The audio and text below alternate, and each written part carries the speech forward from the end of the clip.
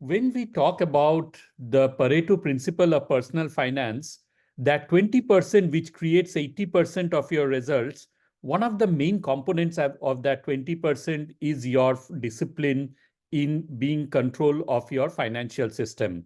It does not matter what you are investing it as long as you are investing in something substantial like the total market, or let's say the S&P 500. But really, what matters is how you are taking control of your finances and how much disciplined you are. Now, discipline is a very broad word. So when I say that you should be disciplined in managing your finances, what does it mean? It can have many different implications, which could mean that you need to be disciplined in your spending. Maybe you need to be disciplined in keeping records for your taxes, or maybe you need to be very disciplined at your workplace so that you get that next promotion, get that next kind of pay raise, and so on. So there can be so many different aspects of the word discipline. But here we are going to bind it down to like really 5 steps. And if you just follow these 5 steps, then this is a very good start for managing your finances. So I call it the Carla system, and it's really an acronym which stands for CAP, Automate, Remind, Learn, and Archive, as you can see on the screen on this side. So let's dive into each of these components.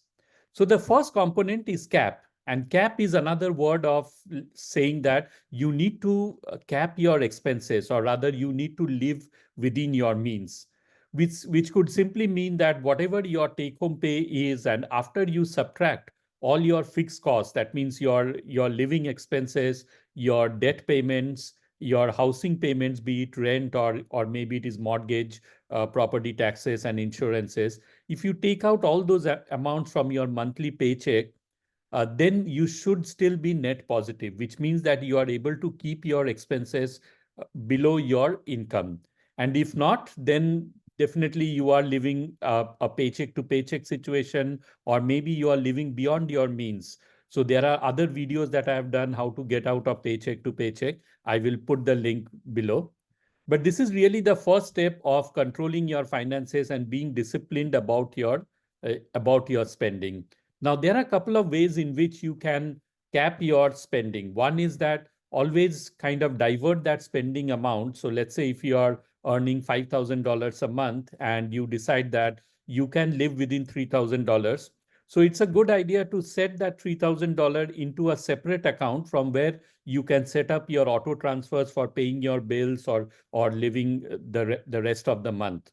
And that way, what happens is this $2,000 stays in another account. And only in case where you end up overspending, you should be transferring this amount. Otherwise, every month, this $2,000 will start accumulating into a corpus that you can start saving or you can invest for your other goals.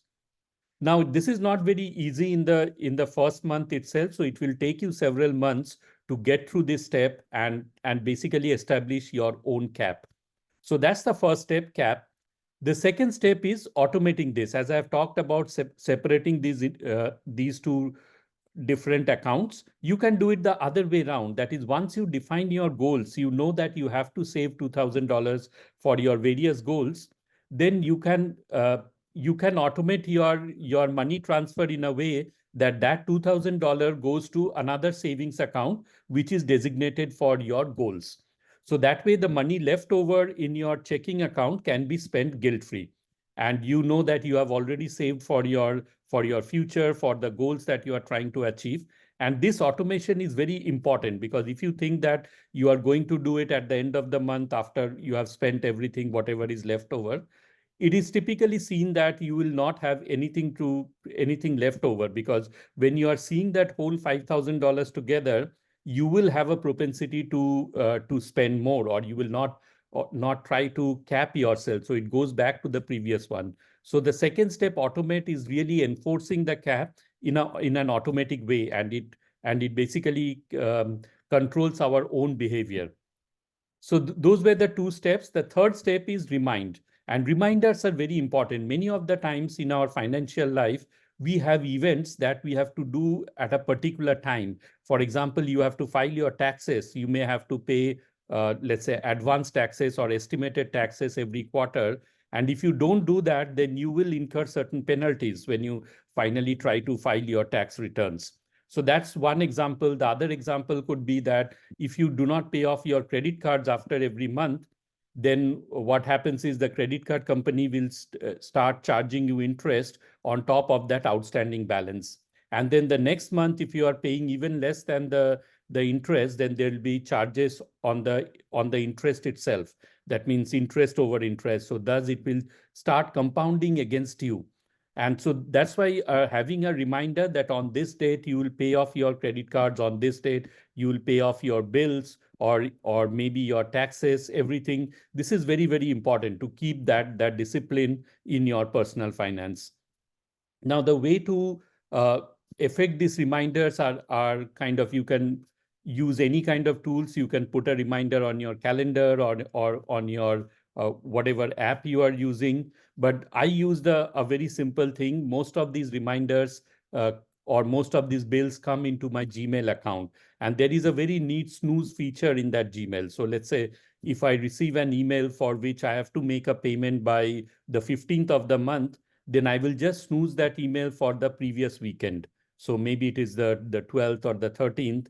And then as soon as what happens is that email will pop back on my inbox, and I know that because it was snoozed, it is time to take action. And that's when I will basically go ahead and make that payment. That way I'm not making the payment too early when maybe it is not yet time for paying that.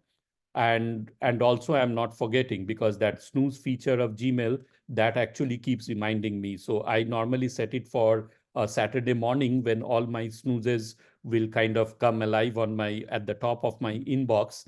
And that way I know that this Saturday I have to pay the bills for the next week, which are kind of coming due in the next week or so.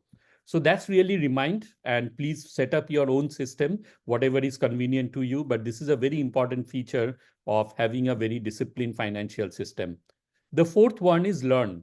Learn means you need to be knowledgeable about personal finances. You need to know the various terms of the, like how debt to income ratio is calculated, what is a budget, like what is a high yield savings account, what is S&P 500. There are so many things to learn in a personal finance system.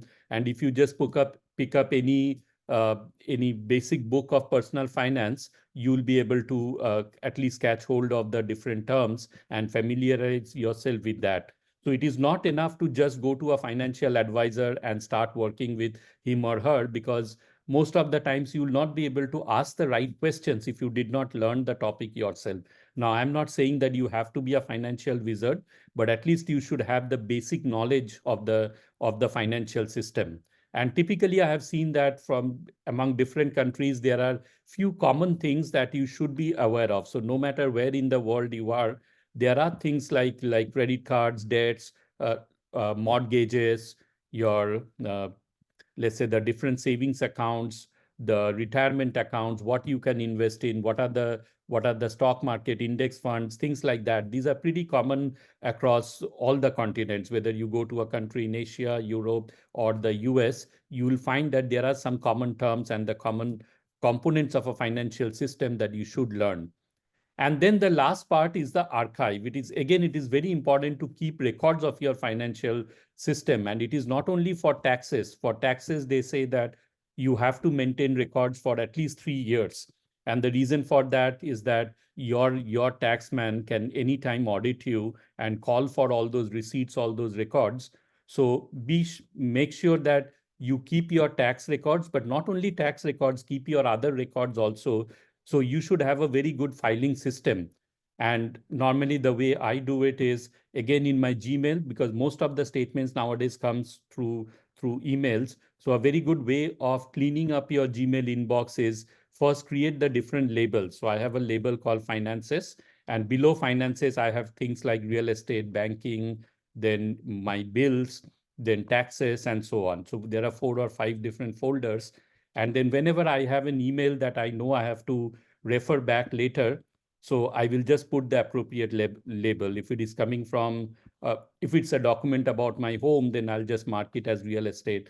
If it's a tax document coming from my tax consultant, then I'll mark it as into the tax label and so on. So archive is very important. And this is, you'll see that not only at tax time, but maybe several years down the road when you are trying to sell your home, or you are trying to see that how your investments have performed, you can actually go back to those emails, go back to those files, go back to those records, and be able to get that information out. So it is a hallmark of a very disciplined financial system. So these are the 5 steps of a disciplined financial system. It's not rocket science. It's pretty easy to implement. But normally what happens is that the way our lives are get busier day by day, as we are dealing with our professional life, so many things on our personal side, that the financial side often gets kind of becomes very unstructured. And on top of that, we make kind of emotional or unstructured decisions, personal finance decisions. So what happens is we will make an investment, we will buy a stock or open a new account, and then we don't have all of these things tied to a disciplined financial system. That was the idea of this video. So hope you will follow these 5 steps: the capping your expenses and making sure that you know how where your money is going. The second is automation. That saves you a lot of time. We don't want you to spend your entire week thinking about your managing your finances. So once you automate it, maybe it will take you just 30 minutes per week. That means on a Saturday morning, this is my routine, by the way, that I just sit with my finances and do whatever is needed. I look at all the reminders on my Gmail, I pay the bills, I take a snapshot of my finances, that what is my net worth, what is my kind of state of my finances. And then we have already talked about the reminder system, so do set that up. Learning is very important. So again, I mean, you can keep just another maybe 10-15 minutes a day where you are going through a personal finance book or some articles on the internet. Nowadays information is free, but you also have to be aware of there's a lot of junk information out there. So you need to have a very good filter and kind of don't start binging on what they call financial pornography. Okay. And then the last part is the archive. This is, again, it's very important that you back up your files. You have a very good filing system, hopefully on the cloud, but with good security. So things like if you keep your data with Google or maybe have other cloud providers, you should be okay. But again, you should be careful. It all depends on your own comfort system. For example, I don't put my tax records online, but I keep them on my computer and I keep them backed up in a hard disk. So there are several ways to do that, but I think you get the idea that keeping good records is part of the discipline. So hope you like this video. Please subscribe to my channel if it really helped you. That way YouTube will be able to show such videos to other people like you, and I'll be able to help more people on getting their Pareto principle of personal finance. That is, they should focus on the 20% of the things that will create 80% of the good results in their financial life. Thank you again. Bye.